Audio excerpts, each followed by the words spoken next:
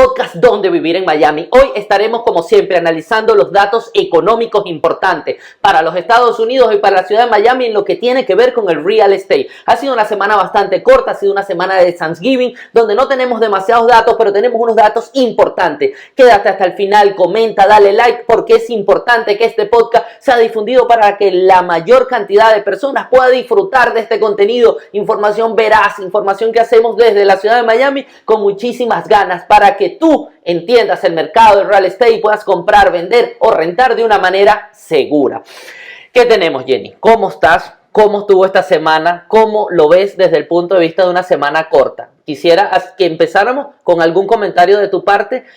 Históricamente, Thanksgiving, ¿cómo se comportan normalmente este tipo de semanas? Las semanas de celebración o de las fiestas, realmente el mercado inmobiliario está como congelado. No hay mucho movimiento y de hecho que es recomendable para los compradores sobre todo aprovechar estas semanas porque pueden conseguir más opciones, pueden conseguir de repente algunos vendedores que están más hacia la venta, que pueden negociar un poco más. Entonces estas semanas realmente son estables, bastante quietas y se les recomienda a los compradores que sean activos. Quienes quieren comprar en esta época sean más activos de lo que están acostumbrados a hacer porque pueden encontrar muy buenos deals. Sabes que eso pasó y es una de las cosas, no teníamos preparado esto para el podcast, pero eso pasó porque efectivamente esta fue una semana donde quizás por regalo de Thanksgiving ha habido indicadores importantes 2 semanas antes de lo que fue la inflación y efectivamente las tasas de interés no solo que bajaron desde hace 2 semanas, sino que se mantuvieron estables a niveles de 6.60, 6.50, 6.70. Bien interesante, esta semana continuó de la misma manera. Y Redfin sacó sus reportes de la semana que terminó el 23 de noviembre y justamente esas bajadas de tasas tuvieron un dato muy importante. El 8.7 aumentó la cantidad de hipotecas que se solicitaron durante ese periodo. O sea, la cantidad de personas buscando financiamiento para comprar vivienda aumenta casi en un 10%. Eso es interesante porque hay que ver cómo apenas ese punto porcentual o hasta menos de un punto porcentual que cayeron las tasas, inmediatamente subió un 10% el mercado. Claro, porque número uno hace que sea un poquito más asequible la propiedad y la gente quiere aprovechar ese interés sabiendo que es probable que ahora en diciembre suba. Entonces ya te quedan 3 semanas o 4 semanas de holgura para negociar y para poder congelar los intereses y comprar una propiedad al menos medio punto por debajo, ¿no? Sí, ese medio punto se traduce en que en una casa promedio estábamos hablando entre 100 y 120 dólares la diferencia mensual de pago. Sí, súper interesante. ¿Qué pasa? Otro número que yo quería traer a la mesa el día de hoy es algo que tiene que ver con los inversionistas de la ciudad de Miami. Interesante cómo los números de la ciudad de Miami a nivel de inversión siguen siendo increíbles, Jenny. Realmente se está creyendo el mercado, se está creyendo el mercado es un mercado que tiene una estabilidad desde el punto de vista de la credibilidad del dinero muy, muy alta. Hay un dato importante que viene de Redfin también, que no los trae, lo quiero ahorita poner en pantallas, porque las compras de vivienda de los inversores cayeron en un 30% en el tercer trimestre a nivel de los Estados Unidos. O sea, en Estados Unidos en general, los inversionistas compraron un 30% menos viviendas de lo que lo venían haciendo.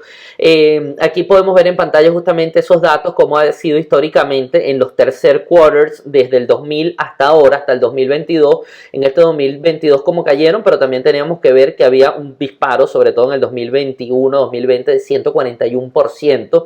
Era una locura lo que había, pero los datos que quiero mostrar específicamente es del mercado de Miami. Bien interesante todo esto, porque si nosotros analizamos cómo se comportaron en los datos a nivel de Estados Unidos, vemos que cayeron, en todos los mercados cayeron, Anaheim, California, Atlanta, 27, 42, 41, 15, 18, pero en la ciudad de Miami, aunque se cayó un 37.7%, la proporción de inversionistas que compraron del 100% fue del 28.9%. Si vemos las demás ciudades, la única que está por encima es Jacksonville.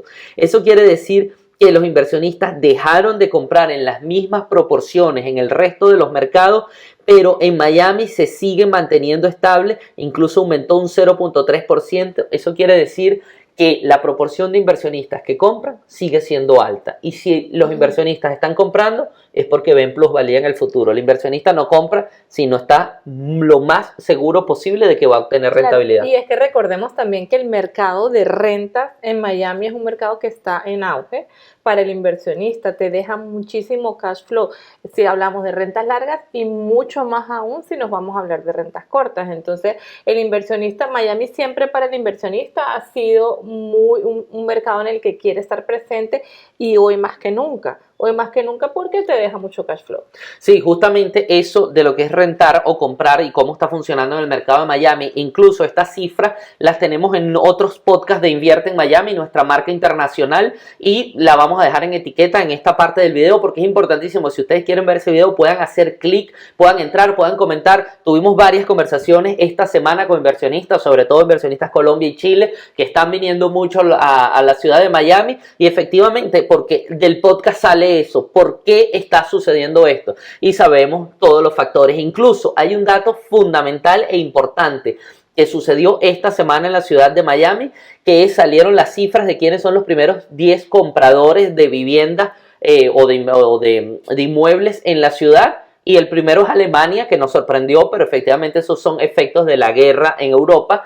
Y está Venezuela, está Argentina, está Colombia, entre los principales países que están comprando. Eso es interesante y eso es lo que hace que los inversionistas sigan creyendo y que el mercado no caiga, sobre todo en precios, porque es un mercado que no digamos que sigue muy caliente, pero es un mercado que no le faltan compradores y que los vendedores siguen siendo pocos. Claro, y que recordemos que Miami, por su historia, también es un mercado en el que todos quieren proteger el capital. Las personas de Sudamérica, Centroamérica quieren traer el capital para acá para protegerlo en el inmueble que está asegurado en plusvalía y que te asegura un cash flow, las dos cosas. Correcto, sí, el tema es así y vemos que está Rusia en ese ranking, está Alemania, está Filipinas, específicamente el ranking se lo voy a compartir en pantalla, vamos a ponerlo aquí en pantalla rápidamente porque creo que es interesante que lo podamos ver. El ranking tiene a Alemania como primero. Vamos a ponerlo en pantalla. Aquí mismo está. Ajá. Ese ranking tiene primero Alemania, segundo Colombia, tercero Venezuela, cuarto Argentina, 5 Filipinas, 6 Rusia, 7 United Kingdom, 8 Canadá. Impresionante como Canadá ha ido bajando. Canadá era el destino predilecto, Miami era el destino predilecto de los canadienses por el tema clima y porque podían bajar hasta en carro y estar aquí, y ha bajado ya al 8º lugar. India y España. Es interesante cómo entra, sobre todo Alemania, entra Rusia y entra España. Son efectos de la guerra, lo que hemos hablado, la guerra de Ucrania. Está la gente viniendo aquí a proteger capital y a proteger familia, etc. Y la situación en Latinoamérica es el destino también predilecto. Por eso vemos a Colombia, Venezuela y Argentina en este ranking, sobre todo sí. Colombia está aquí. Esto lo vemos desde el punto de vista de que ustedes entiendan cómo influye toda la situación mundial en la ciudad de Miami que no pasa en el resto de los Estados Unidos. Exactamente. Sí. Eso yo creo que es lo que podemos hablar de esta semana, que está un poco corta, Jenny, desde el punto de vista de información, del punto de vista numérico. Apenas se trabajaron 3 semanas en lo que tiene que ver con real estate y lo que se trabajó a nivel de la asociación de banqueros, ¿sí? De realtor. ¿Qué otras cosas nos puedes aportar? Sé que estamos trabajando mucho para que tú tengas información real de cuáles son los procesos para poder comprar tu vivienda. Sí, claro. Nosotros, como siempre, le hemos hecho hincapié a nuestros clientes. Este es un momento de, si por algún motivo la situación económica, el alza de los intereses te sacó como comprador, este es un momento en el que nosotros le recomendamos a nuestros clientes es que se preparen y que planifiquen. Ahora, ¿qué es eso? Y queremos ahondar hoy, que tenemos poca información debido a que la semana es corta, decirles qué es planificación. Entonces, lo que nosotros nos sentamos y le decimos a nuestros clientes es, a ver, lo primero es que traten de tener un score de crédito bueno y no tienen la necesidad de ir a un asesor financiero para chequearlo. Ustedes saben que pueden ir a cualquier aplicación y chequear su score de crédito, y los simuladores que tienen esas aplicaciones te pueden decir qué movimientos tú puedes hacer para subirlo. Nosotros recomendamos, si es posible, que las personas traten de tener un score de crédito de 720 o superior. ¿Por qué motivos? El score de crédito está directamente relacionado a los intereses, Gaby. Entonces, a mejor score de crédito, mejores intereses tú vas a tener. Y eso repercute en tu pago mensual, hace que de repente sea más asequible una vivienda que otra porque tienes menor interés. Entonces, es muy importante el hecho de que tú trates, aprovechando que tenemos tiempo, que vamos a esperar que los intereses bajen, trates de mejorar tu score de crédito. Eso es una parte de la planificación.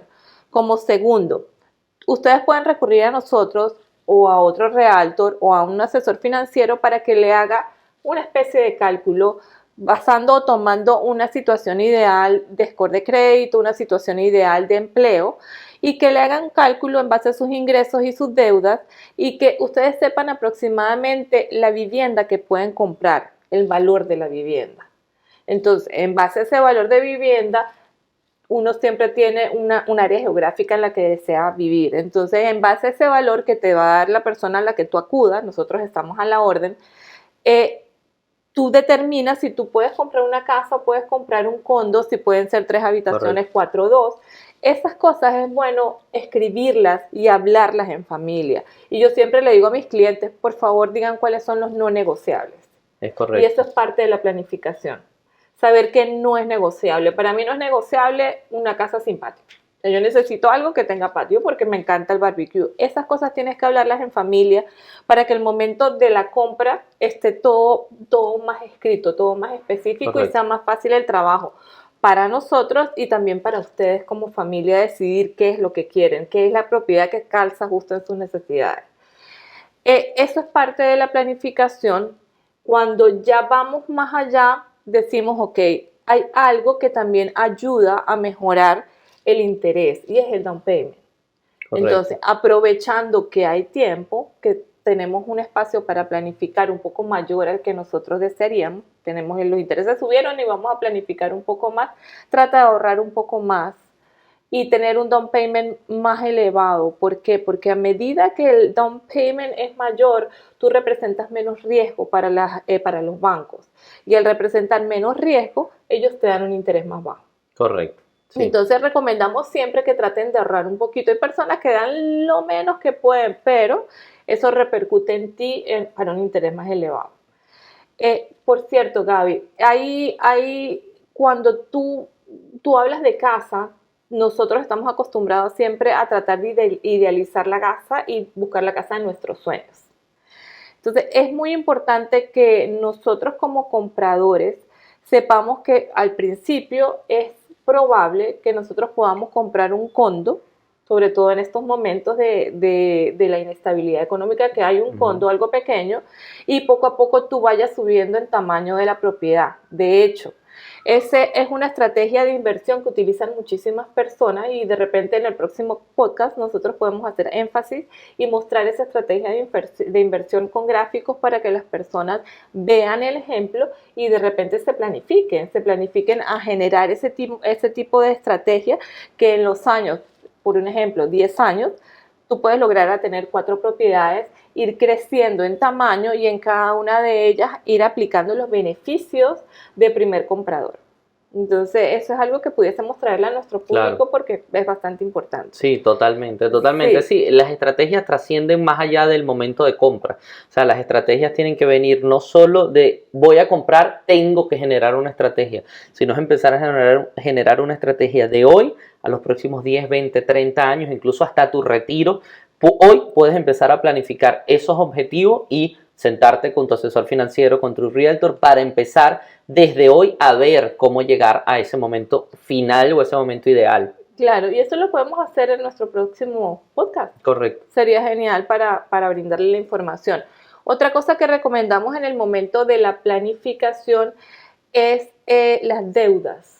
Las deudas juegan un factor muy importante en el momento de la asequibilidad y nosotros les recomendamos a nuestros clientes que traten de poco a poco ir pagando las deudas. Hay varios métodos para pagar las deudas, comenzando con la que se debe menos, comenzando con la que tiene un interés mayor. Hay un método que se llama el método de la bola de nieve, que es muy interesante y pudiésemos también explicarlo para que de una manera u otra las personas traten de pagar las deudas de una manera rápida y que se ayuden para el futuro cercano en la compra de la propiedad. Y por último, también puede ser parte de la planificación el empleo. Totalmente. Tú puedes cambiar de trabajo sin que exista un gap y eso no va a perjudicar en tu calificación a la hora de comprar una casa. Es importante que si puedes buscar un trabajo en el que tengas un mayor sueldo sería muy importante. Vienen las declaraciones de impuestos. Si tú trabajas con 1099, sería importante que incorporaras, si trabajas con tips, que incorporaras los tips dentro de tu declaración de impuestos para que tu ingreso sea mayor. Hay muchos aspectos que junto a tu asesor financiero y junto a tu realtor te pueden ir dando las pautas a seguir para lograr comprar una mejor propiedad el año que viene. Entonces, es planificación. Cada una de estas cosas que les hemos mencionado es parte de la planificación y es el momento de hacerlo. Sí. Es el momento de hacerlo mientras el mercado se estabiliza. Sí, incluso esa estabilización del mercado está muy interesante para el año que viene porque el 2023 va a ser un año de transición y ya todos los informes, todo lo que nosotros leemos y nos reportamos es un año de transición en el sentido de que las tasas de interés no van a bajar demasiado, van a tender a ir bajando, dicho por la Asociación de Banqueros Hipotecarios y por distintas instituciones. El interés tiende a ceder un poco, pero es un año perfecto. Primero, si quieres comprar, se puede negociar. Entonces, quizás el interés no es el más bajo, pero con un interés en un punto medio y con una buena negociación en el precio o en algo que pueda mejorar el entrar a esa casa ideal o a esa casa pragmática o real que tú puedas entrar, es momento de hacerlo en el 2023. Si esperas el 2024, quizás va a haber una mejor tasa de interés, pero va a ser un mercado más normalizado y un mercado donde va a ser más competitivo, donde vamos a seguir teniendo unos inventarios medianamente bajos y va a ser más complicado llegar a una buena negociación. Entonces el 2023 es un año que el que se quiere planificar y el que quiere llegar al punto puede hacerlo y quizás consiga muy buen deal o pueda conseguir una muy buena inversión en ese año, porque va a ser un año donde no va a haber demasiado movimiento, pero el movimiento que se dé va a ser un movimiento bien entrelazado vendedor-comprador. Claro, por supuesto. Entonces, con todo esto que le hemos dicho, es bueno que ustedes tomen acción en la planificación. Tomen acción en la planificación para lograr que el año que viene sea un año en el que ustedes logren comprar la casa, en base a la planificación logren los mejores términos para la propiedad que pueden comprar. Totalmente. Cualquier duda que tengan, déjenos en los comentarios, con muchísimo gusto estaremos respondiéndolo. Dale like a este video que muchísimo ayuda a que se pueda difundir y que mucha gente disfrute de este material que hacemos con muchísimo cariño y muchísima veracidad para que tú no tengas información amarillista, información que lo que te dé es miedo entrar o leerla, sino que tengas información cierta, real y tú mismo saques conclusiones, puedas revisar, puedas hacer alguna búsqueda y ver que lo que se dice aquí realmente es lo que está sucediendo, sobre todo en el mercado de Florida, en el mercado de Miami. Muchísimas gracias a todos los que nos ven, de verdad que agradecemos todo ese apoyo, todas esas personas que nos llaman, que nos escriben sobre estos podcasts. Estamos aquí para servirle todas las semanas grabando esto desde el corazón y con muchísima entrega. No dejes de comentar y que tengas un excelente día.